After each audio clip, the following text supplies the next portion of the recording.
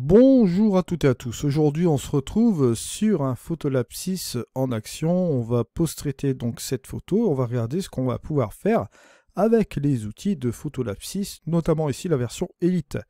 On est donc sur le volume 3. Vous avez la playlist complète des tutoriels Photolab qui couvre la version Photolab 4, 5 et 6. Vous retrouverez tous les épisodes bien sûr dans cette playlist. Je vous mets cette playlist en haut à droite, c'est une mine d'informations.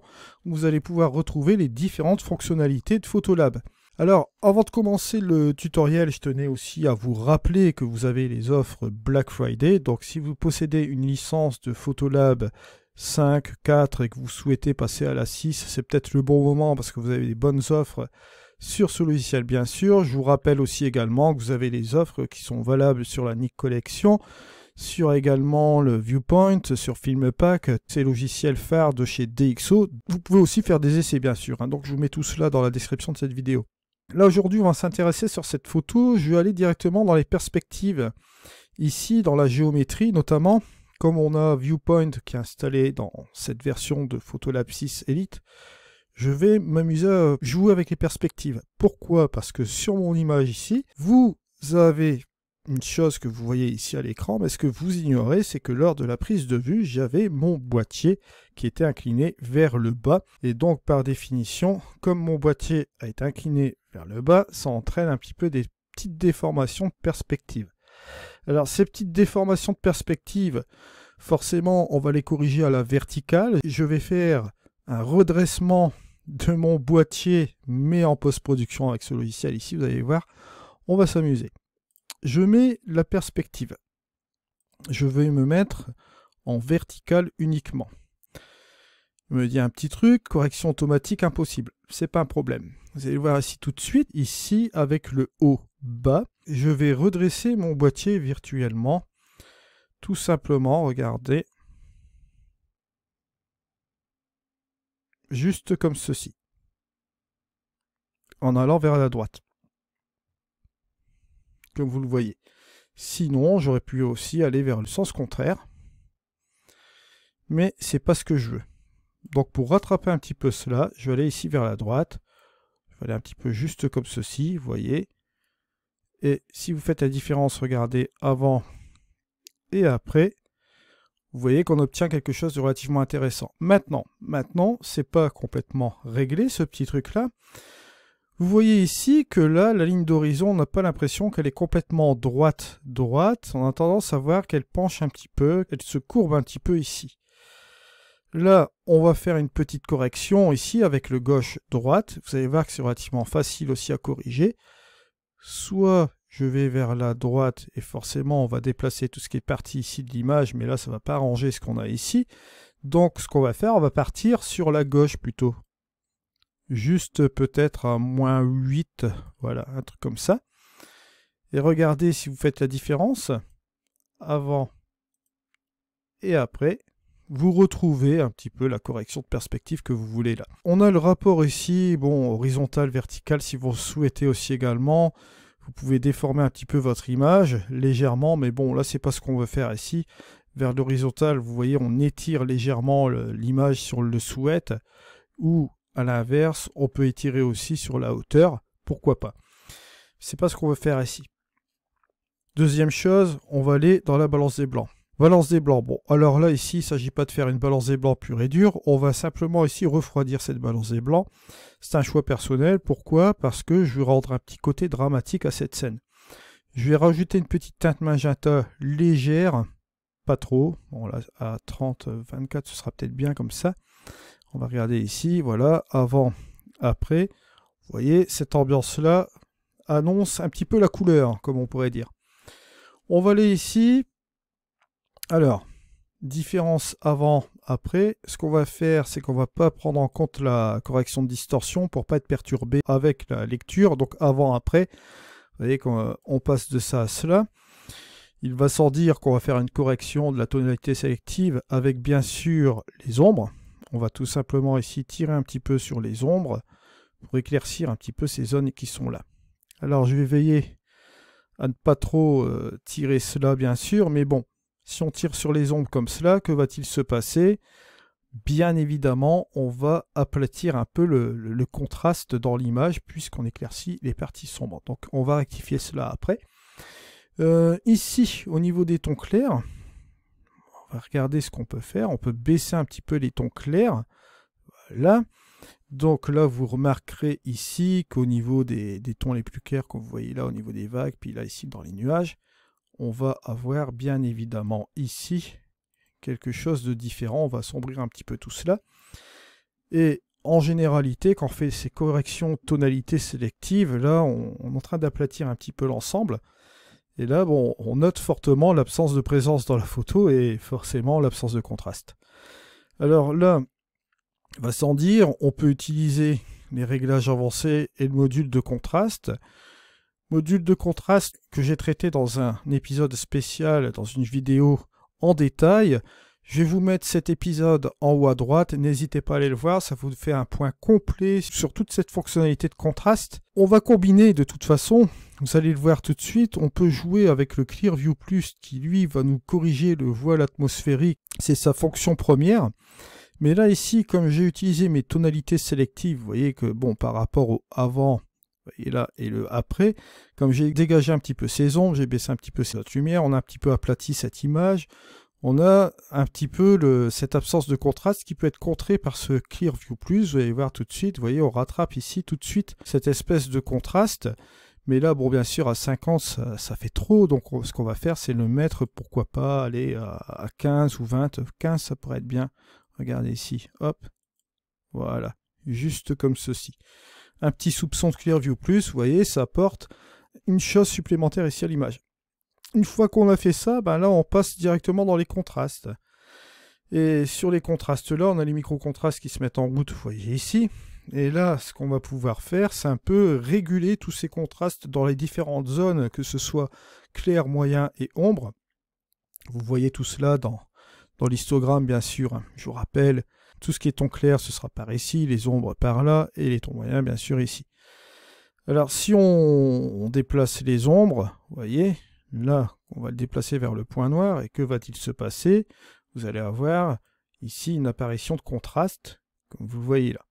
Soyez prudent, bien sûr, avec ces ombres. On va jouer avec les tons moyens, pareil, on va les assombrir un petit peu, on va les déplacer plus par là. Et ici, au niveau des tons clairs, on ne va pas chercher ici, midi à 14 h. Vous voyez dans l'histogramme, si je me déplace un peu vers la droite, on a un petit peu plus de présence ici dans l'histogramme. Et regardez les contrastes, on a ici le avant et le après. Vous voyez qu'on a quand même beaucoup de présence ici dans l'image. C'est relativement intéressant. Si on voit cet ensemble, si j'enlève le Clearview Plus, vous voyez que là, et si je le remets, hein, vous voyez un petit peu l'ensemble, la combinaison avec le contraste, vous voyez, je vais l'enlever. Si je mets simplement mon contraste, j'ai ça, qui n'est pas trop mal. Si je mets simplement le Clearview Plus, vous voyez que c'est un peu plus léger, c'est un peu plus contrôlé aussi. Donc c'est pas trop mal. Donc l'addition des deux nous donne cet effet-là. Alors bien sûr, au niveau des tons clairs, je pourrais être un petit peu plus prudent. Et au niveau des ombres aussi. Je vais un peu revenir un peu en arrière, voilà. Pareil avec les tons moyens. Et vous voyez que là, ici, l'effet se fait ressentir, mais un petit peu plus prudemment. Mais il est encore trop présent à mon goût. Je vais revenir un peu sur les tons clairs. Ce que je vais faire ici, c'est tout simplement me mettre à 10 sur chacun des faisceaux. Ici, ton moyen, ombre et ton clair. Et on va laisser les micro-contrastes aussi. Regardez, hop, avant, après. Et ce que je peux faire, c'est enlever les micro-contrastes. Voilà, pour assouplir un petit peu ces contrastes-là. Et je vais faire appel à mon contraste fin. Le contraste fin, on va regarder un petit peu ici. Vous allez le voir. Ça va apporter quelque chose d'un peu plus souple que le micro-contraste. Si je vais dans le micro-contraste, vous allez voir ici, c'est assez violent quand même. Bon, on monte carrément dans le détail avec ces micro-contrastes, c'est assez intéressant. Mais regardez, le contraste fin est un petit peu plus subtil ici. Donc je vais utiliser mon contraste fin. Puis qu'au contraire, ce sera plus sur les tons moyens. Là, regardez, ici, on est sur quelque chose qui est pas trop mal. Voilà, là, on est bien, on est juste parfait. On va pas toucher davantage. Je vais enlever ma tâche de capteur avec l'outil Retouch. Hein. On va pas chercher midi à 14 h. Allez, on va réduire quand même un peu la taille. Et on va enlever cette partie-là. Regardez, hop, voilà. On n'en entend plus parler. C'est terminé et on est tranquille. Bon, si on regarde un petit peu la petite différence, vous voyez, avant, après, on est sur quelque chose de pas mal. On a vraiment un petit truc assez intéressant. Vous voyez ici au niveau de la mer, on a retouché quand même pas mal de petits trucs, ce qui est relativement et notamment pas mal. La chose que je vais faire maintenant, c'est que je vais utiliser mes petits réglages locaux. Là, on va apporter quelque chose de différent ici dans notre photo. On va prendre une ligne de contrôle qu'on va appliquer juste ici. Voilà. On va baisser cela comme ça. On va appuyer sur M pour avoir le masque. Et je vais aller échantillonner un endroit dans la photo. Je vais prendre cette partie-là. On va aller ajuster tout cela au niveau de la luminosité. Hein. Voilà. On peut ici appliquer cela comme ça. On va dire que c'est pas trop mal. Je vais baisser un petit peu la transition. Voilà. Juste comme ceci. On va dire que bon, on a un bon résultat comme cela. Je vais appuyer sur la touche M. Et ici, ce que je vais faire, je vais baisser un peu mes tons moyens. Tout doucement. Voilà. Et je vais encore apporter un peu de Clear View dans cette partie-là. Juste comme ceci. Regardez ce que ça donne avec le avant et le après. Juste dans cette partie-là de l'image. Je ne vais pas chercher midi à 14 h. On est bien comme cela. Et on va dire qu'on est super bien ici, super bien équilibré sur ces nuages. Je vais faire un clic droit, je vais prendre mon point de contrôle cette fois-ci et je vais aller sur un nouveau masque. Et là, on va cliquer ici. Point de contrôle. Toujours le M. Je vais prendre cette partie-là d'image. On peut jouer avec la Luma pour isoler un petit peu ce rocher-là. Et ce que je vais faire, c'est tout simplement ici, jouer encore avec les tons moyens, pourquoi pas, pour éclaircir un petit peu légèrement. Vous voyez, les tons moyens, ça me permet d'éclaircir un petit peu les premières parties dans le rocher. Ce sera moins violent que de prendre le curseur d'exposition. Bon, le curseur d'exposition pourrait aider aussi également à éclaircir un petit peu ce rocher, pourquoi pas. Mais on va être relativement prudent. Bon, je peux aller aussi ici. Voilà. À 0,20, ce qui n'est pas trop mal non plus. Là, cette fois-ci, je vais rester sur le même masque.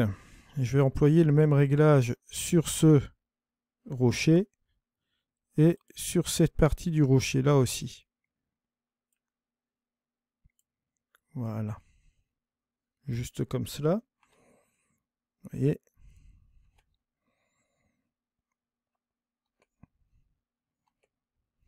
Essentiellement de ramener quelque chose ici d'assez intéressant, relativement intéressant sur ces trois rochers là. Je vais quand même ici jouer avec les noirs. Je vais un petit peu les décrocheter ici. Voilà, ça va les éclaircir aussi davantage. Vous voyez, ces trois trucs là. Et forcément, avec le Clear View Plus, on va un petit peu ajuster encore en même temps un petit peu le contraste pour laisser une petite présence aussi. Mais je veux appuyer une certaine importance sur ces trois trucs là ici. Voilà, une fois que ça c'est fini, je vais me mettre sur un autre masque et là cette fois-ci on va s'intéresser sur les parties là de la mer. Voilà. Je crois qu'on peut même y aller franchement.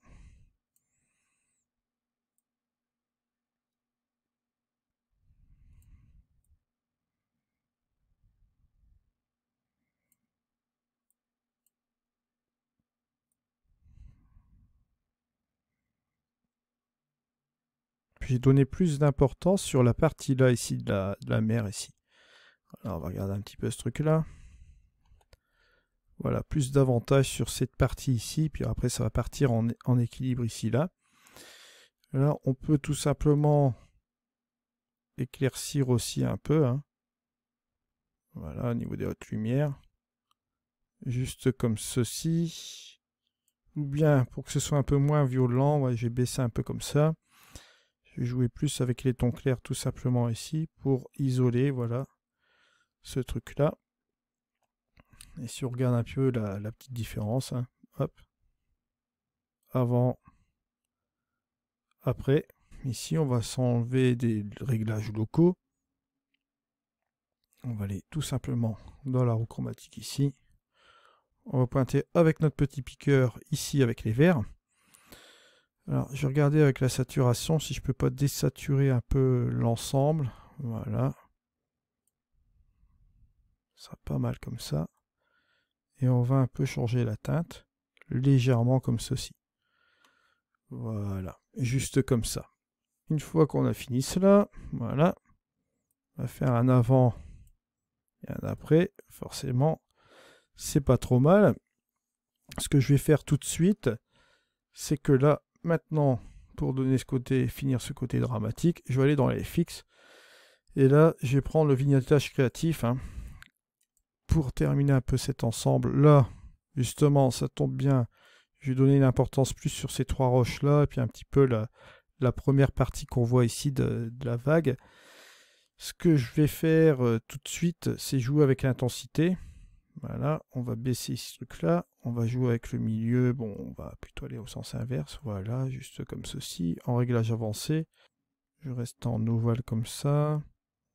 Ce que je vais faire, c'est que je vais déplacer encore l'ensemble. Voilà. Plus sur cette partie-là, on est OK. Et là, à ce moment-là, au niveau de l'intensité, regardez. On va revenir ici tout doucement. Tout doucement. Soit progressif. Je dirais que même si je décale un petit peu là, ce sera pas trop mal. Voilà. On est sur quelque chose qui est pas mal. Regardez. Différence avant vignettage créatif et après, ce qui est pas trop mal. Vous voyez que ça donne une sacrée importance ici. Maintenant, attention, hein, je vais pas faire le sauvage non plus. On peut revenir un petit peu en arrière comme ça, mais je veux vraiment donner l'impact ici au milieu. Donc, c'est un petit réglage comme ça. C'est assez sympa. Voilà. On va enlever, placer le centre. On va dire qu'on est bien comme ça. Si on fait la différence, avant et après, voilà un petit peu ce qu'on obtient. Vous voyez, plus de présence ici. On a ces petits rochers qui sont là. Vraiment quelque chose de pas trop mal, bien sûr. Après, au goût de chacun. En finalité, ce que je peux faire, c'est utiliser ma courbe des tons. Toujours pareil, petite astuce. Au niveau des tons moyens, ce que je peux faire ici sur la généralité ici de l'image, c'est que je peux baisser un peu mes tons moyens. Voilà, juste comme ceci. Ça va me permettre de rajouter encore une petite touche dramatique ici sur la photo. Vous voyez, on va assombrir un petit peu le reste un peu de l'image. On a le vignettage, plus ça sur l'ensemble ici, ce qui n'est pas trop mal non plus. Voilà. On obtient un peu ce résultat-là. Regardez. Et voilà, différence avant-après, comme vous voyez là, avec une petite teinte assez sympa ici dans l'image. Après, rien ne vous empêche, si vous le souhaitez, vous allez dans les FX, on peut faire encore une petite chose aussi qui peut être sympa, c'est utiliser le filtre. Et là, on va pouvoir ici s'amuser. Voilà, le orange clair. On peut utiliser le orange clair, voilà.